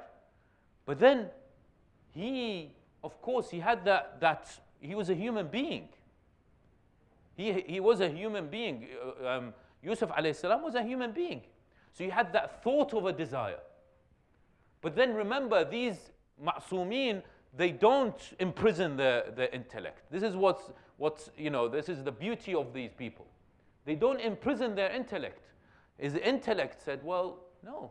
Remember the appetite? Appetite was running away, running riot when you imprison the intellect. His intellect was not imprisoned, so the appetite was in control. The tax collector was in control. And he said, well, wait a second here, this is wrong. That doesn't mean he didn't have the thought, but the actions he did not take. Yes? So we can go on and on and on about all these stories in history, in the Quran and otherwise, of the Ahlul Bayt, that tells us that the instances where they did not imprison the intellect, they actually controlled their desires, they controlled their anger. Does anyone not understand? You guys understand? Yeah? So, let me go through this, and inshallah we're finishing very soon. So, what I believe, you can't see this very well. Oh, you can actually. Can you? Yeah, you can. So this is very simple, okay? Forgive me for the simplicity, but that's how my mind is.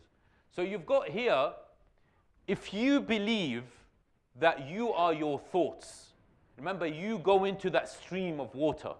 You are your thoughts. And when you are facing a situation where a thought comes into your head and you don't study it very well, remember, you don't use the intellect to study that thought, right? Then, because you believe that you are your thoughts, then this is the false you. This is not the you that when you ask a question, who are you? You say, well, I am my thoughts. That's the false you. That's not who Allah subhanahu wa ta'ala has created. That's not who you are. It's the false you. Yes? It's who you think you are, but you're wrong. The real you is this when you use your intellect to actually do the assessments. When you use your intellect to make sense of things, to reason. When a thought comes in, you use your intellect to assess that particular thought.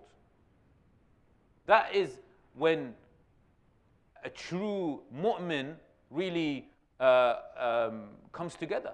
When a thought comes in, these 60 to 70,000 thoughts, some of them are just nothing really, basic. Some of them are important. When you're sitting down watching TV and something happens, and your desires come and say, well, you know, nice, watch, and things like that. Where is your intellect? Where is your aql? Right? When you're talking to friends and then someone says, oh, do you remember this guy? You know, it started doing ghibah. And you start to contribute to that conversation because it's so cool. Where is your aql? Yeah? And so this is where times when we try to imprison the minister without actually being conscious of it. But the real you is when you use your aql, then you become your non-over-angry self. Then you become your non-hating self. Remember, hate is something generated because of a thought. That this person, oh, they did dhulm to me, so the thought comes in and says, well, oh, you're going to, remember the ego? Says, well, what's going on here? You know, the ego says, hello, I've been threatened, someone do something. And the mind says, okay, calm down, everyone. Thoughts generate emotions. The emotions will be anger, the emotions will be hate, the emotions will be all sorts of things. And so the ego goes, yeah. Where I believe is the nafs al-ammara bis-su'. You know, when you say ego, is the nafs al-ammara bis-su', in my humble opinion. Yes? It always wants to be strengthened, that nafs al-ammara bis-su'. Yes? Inclined to evil. The nafs that is inclined to evil, right? It wants to always be strengthened. And it says, when it's threatened, it says, hey, what's going on? So the mind generates these thoughts. And by the way, yes, you can work to generate better thoughts. You know, you change your way of living. You always become spiritual. You try to surround yourself with good people. But it's okay if you get bad thoughts. That doesn't mean you're a bad person. It's just, importantly, make sure you don't take that thought and put it into action. That is the most important thing. Yeah? But don't be harsh on yourself if you have bad thoughts, because these thoughts are not you. They don't define who you are. You can, yes, surround yourself, as I said, and your senses and everything, work very hard to have better thoughts, because remember what a thought is based on, it's information based on your senses and environment and events. You can try to change that. Have good friends, not the friends that always do ghibah. Yes? Change your environment so your thoughts will be better, but that doesn't stop you getting bad thoughts, because that's part of your jihadun nafs. Getting bad thoughts is part of you fighting your jihadun nafs. Yeah? So then you become your non-depressed self, your non-jealousy self, your non-ghiba self. This is the real you. These are the Ahlul Bayt alayhim salam. And we can also be like them. Yes? We're becoming, because fundamentally we've got to use the aql. Now, just to add a verse of the Quran in there. Bismillah ar-Rahman ar-Rahim, Allah subhanahu wa ta'ala says, إِنَّ الَّذِينَ اتَّقَوْا. Those people who are God conscious. Just focus on this verse. إِذَا مَسَّهُمْ طَائِفٌ مِّنَ الشَّيْطَانِ تَذَكَّرُوا فَإِذَا هُمْ مُبْصِرُونَ. He says, those people who are God conscious, remember those people who are in that green zone, in the zone in this zone right here. Yes, those people who use the aql, who are absolutely God conscious. And by the way, you cannot be God conscious if you don't use your aql, your intellect, right? Those people who are God conscious, if the shaitan comes and slightly whispers in your ear through a thought, by the way, shaitan can't interfere physically in your life. It can come as a form of a thought. If the shaitan comes and whispers in their ear, they do what? They become alarmed. They know this is the whispers of the shaitan. And then therefore, they are mindful, they are conscious, they become aware, they can see. Remember? Because they have their intellect, they have their minister always there, talking to the heart. So the shaitan comes and says, well, come on, do some ghiba on this person. And this God-conscious person who has the aql there, not imprisoned, will know this is the whispers of the shaitan. Will recognize this is the whispers of the shaitan. Yeah? So I've tried what I'm telling you. I'm not here to teach you something that I haven't tried. I've actually tried my best to apply what I've been teaching here. Okay? And it really does work. Really does work if you but the first thing is you've got to recognize about your thoughts. You've got to visualize your thoughts. Don't be an autopilot in this world. You are not created to be an autopilot. Use your intellect, because Allah has given you that gem. Yes? Use your intellect. How do you use your intellect? Well, come to this in a bit. It's really important, in my humble opinion, to always be in the present moment, in the now. If you become in the now, in the present moment, right now, then you can tap into your intellect. But usually, what we tend to do is we think about the past, or our mind goes to the future. So our thoughts come in about the past, our thoughts talk about the future, but it's hardly our thoughts talk about the now, the right now. Like when you listen to me, right now. There's nothing wrong with the now. Is there anything wrong right now? There's nothing wrong with right now. Yes, there might be something wrong previously, or something might get wrong in the future, but who cares? Can you change the past? You can't. About the future, you can plan for the future. But the most important thing is right now. If you become in the moment, you will tap into your intellect. And of course, there are lots of other things. Of course, we've got to strengthen our spirituality. You know, Sahif al-Sajjadiyya is an amazing book of Imam al-Sajjad alayhi salam. You know, it actually takes you to the present moment. So in conclusion, we've got to use all different methods to free our intellect. Use our intellect. Don't let yourself just be on autopilot every single day. Do you remember the story? Yeah? What is the box that he was sitting on? When he opened the box, what was it? Yes, it's the intellect. It was a box full of gold. The box was full of gold because he told him, I'm a beggar. We are all beggars. Honestly, we're all beggars if we don't use our intellect, because we are all sitting on that box of gold and we continuously beg. But we need that awakening. We need that time of awakening where we get up, open the box, look at the box of gold, and use it to make our life better. So who are you? In my humble opinion, you are this consciousness, this awareness. And you will only reach that state of consciousness, awareness, by using your intellect. Now, as I said, I've only touched the surface here. I know it sounds, but we can go much deeper than what we have. But inshallah, Allah subhanahu wa ta'ala gives us the opportunity to inshallah, try to comprehend, reflect on who we really are, because time is running out. And inshallah, together with such sessions and more sessions, inshallah, we can contemplate and reflect on who we really are. Thank you so much. Wassalamu alaikum wa rahmatullah. Thank you, Doctor. Any questions? Okay.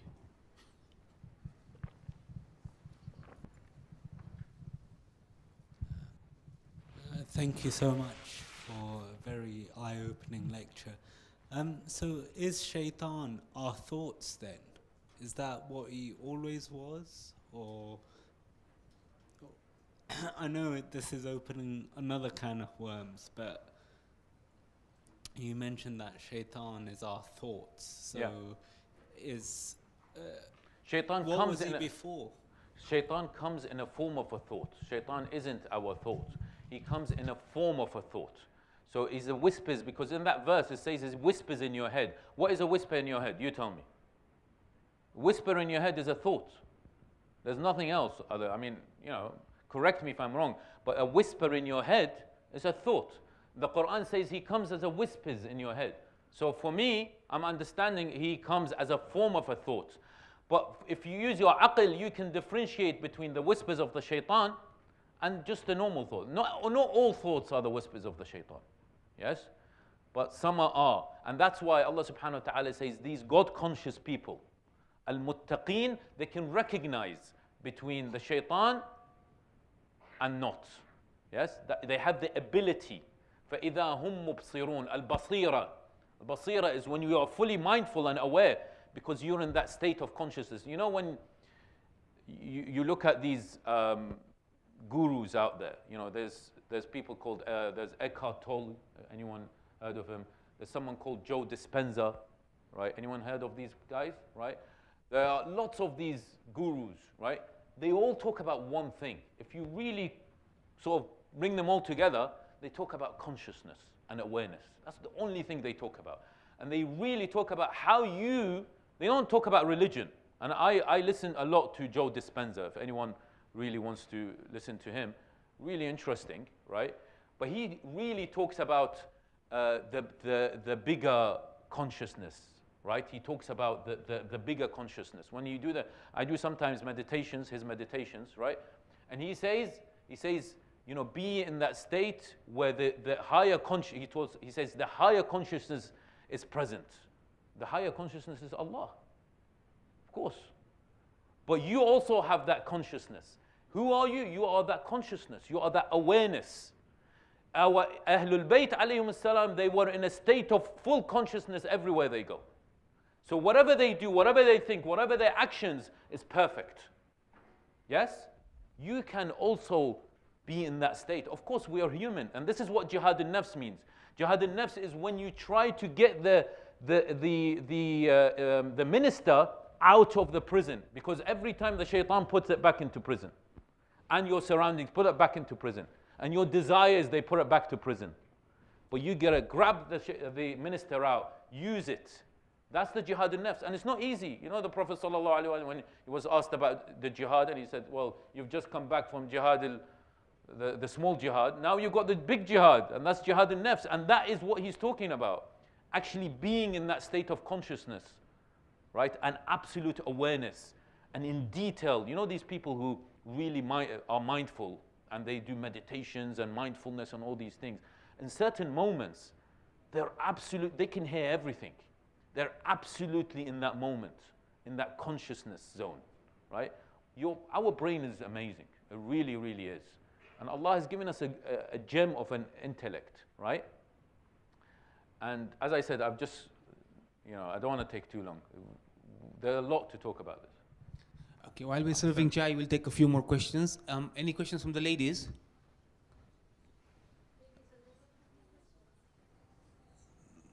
No? Okay, we'll go back to the gents. Any questions from the gents? We have one there.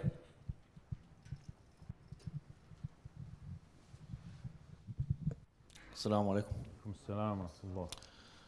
Brother, have you listened to the lectures by Khalil Jafar on the end of negative suffering? A lot of what you're saying here seems to echo his messages about how we aren't the thought or the thinker. The thinker generates all these thoughts to try and survive, and we have to be more present of those thoughts. So how come, I just want to know whether, is that something which Islam teaches as well, or is it just something, modern psychologists and stuff have just come up with and we're kind of tagging onto it? I think, well, just so that I say this, Khalil Ja'far is definitely, I highly recommend Freeing the Butterfly Within. It's a very, very good series. And actually, I did, some of my notes have been taken from those lectures. So it's a very, if you've got some time, do listen to Khalil Ja'far's Freeing Butterfly Within.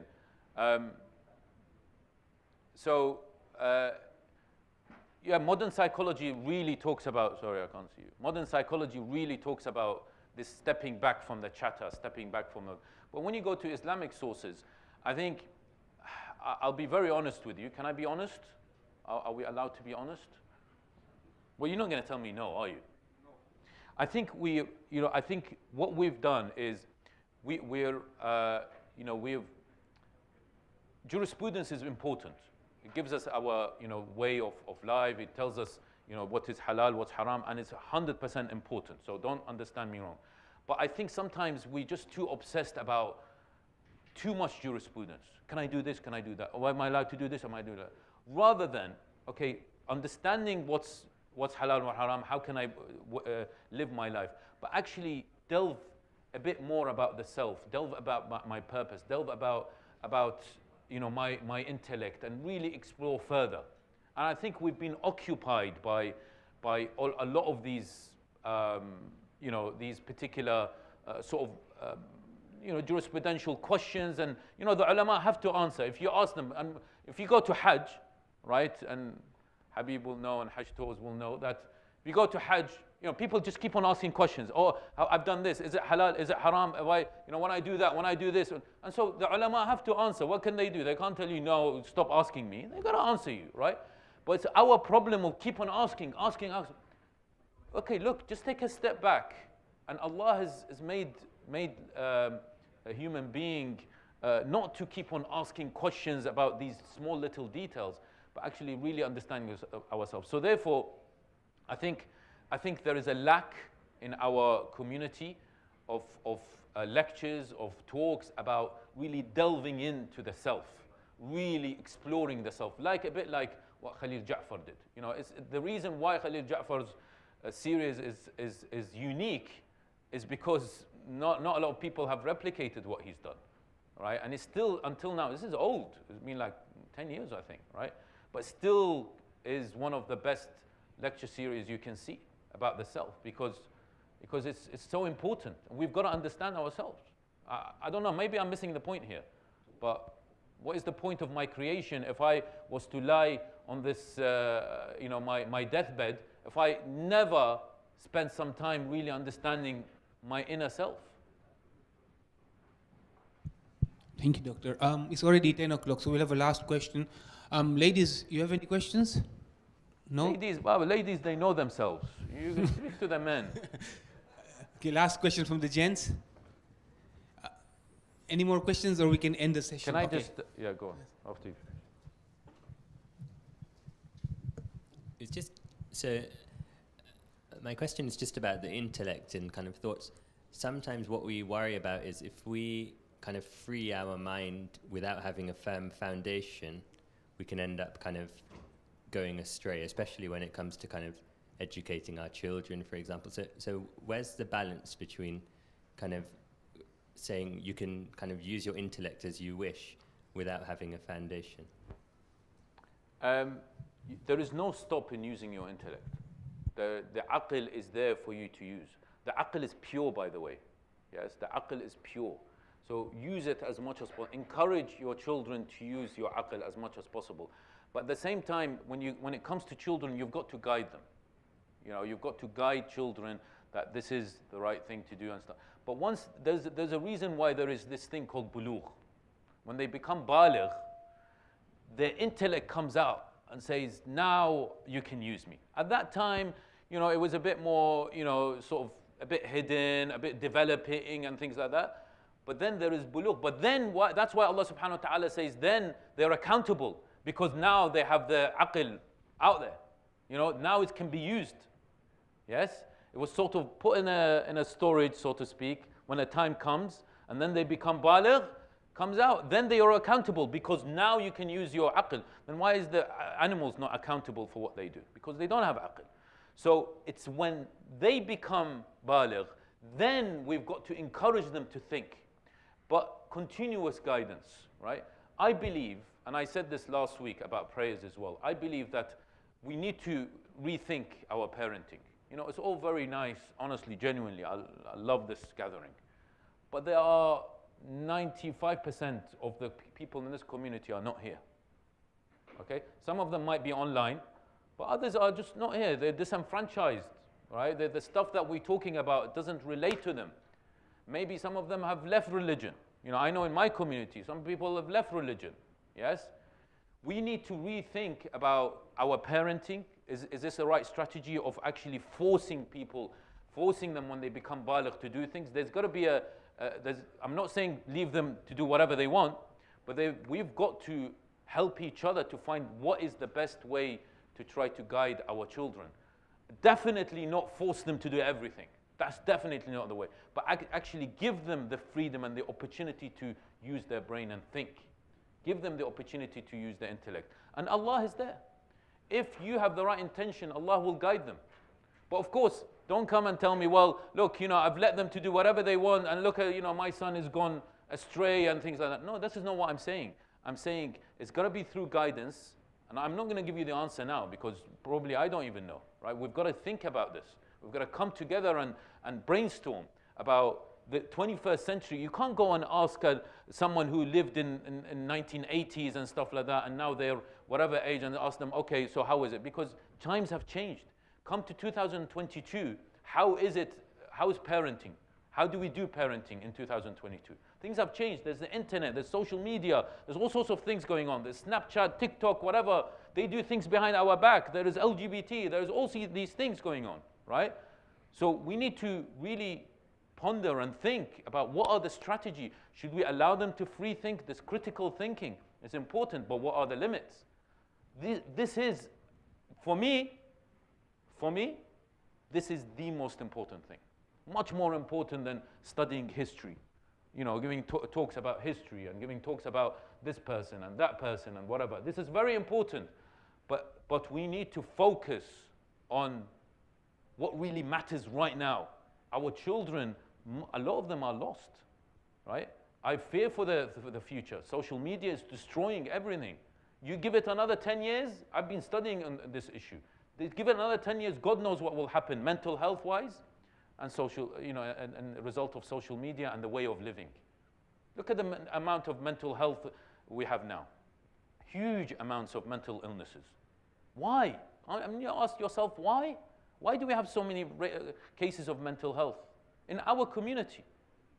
Surely we've got to just sort of step back, and I know the outside is a bit toxic, but in our masjid, our place, we've just got to protect. We've got to know of a way to try to protect, not just protect, but actually raise our kids in the best possible way. We've got to spend money, we've got to invest in research, and we've got to sit down together and bang heads together to try to find what are the best ways for tarbiyah now. Don't give me tarbiyah in 1980 or 1990 or year 2000. That's different. And all praises to our fathers who did good tarbiyah, inshallah. But now you can't implement what they taught now. Now is different. That's it. I will stop. Thank you, Doctor. Can I just say, just 1 second? I know you didn't. One thing is, Safraz, I'm really sorry. Forgive me and your wife. Of course, Safraz is an amazing person, and his wife is, I'm sure. And so they don't, this is a fake story, just in the record. And I just wanted to, just 1 minute, and I'll be quiet. I wanted to sincerely thank my dearest brother Habib. He didn't, of course, ask me to say this, but I wanted to thank him in front of everyone, because Habib has done something extraordinary, and I wanted to thank him in front of him because he deserves it. So it's Hyderi's head of tech, right? He has actually volunteered his time to, because I'm a director of Darul Islam Center in London, in northwest London in Willesden Green, and we've recently taken that position to revamp the whole place. So we've invested a bit in technology, and I needed someone to do it for me. And he himself, and I look at this not just as Habib, but also as a Hyderi Dar Islam collaboration, because that's what we really need. We need unity between our centers to help each other. So Hyderi has come to London London, you know, for us, this is outside London. But Hyderi has come to Willesden Green, right, and has helped us. He's spent hours and hours, and we were today in Dar, we came together, spend, doing all these cables everywhere and tiring and drilling and doing all these things, and still on Saturday he's going to come all day as well. So I want to sincerely thank him for doing all this, and thank the community in Hyderi, because you've helped us now through your head of tech, and inshallah we can come to Hyderi and help you with anything you want, maybe how to make timma nuqima. That's probably the only thing we know. But salawat. Thank you so much.